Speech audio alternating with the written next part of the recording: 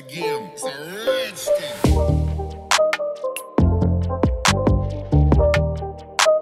Many of you may not know is that in the year 2020 Shahid Afridi has become the father of 5 daughters. And he loves his daughters so much and keeps sharing their everyday pictures on his Instagram account. But we pray to God to bless Boom Boom Afridi with the happiness of his son soon. Shahid Afridi has so far announced his retirement from almost all formats of cricket.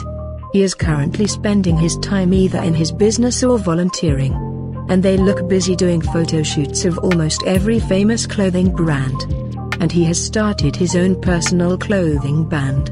A few days ago, the news came on social media that he will represent Lahore Qalandars in the T10 League. Because if Shahid Afridi joins any team, the fans go to the stadium and watch the match because of him. And only Lala Lala's voices are being heard from the people on the ground. Shahid Afridi along with his 5th daughter Arwa Afridi reached out to the old people in his village. And he carried his daughter on his lap and took her on sightseeing tours of the village. He has shared some beautiful pics for his fans on his Instagram account from there, so let's see.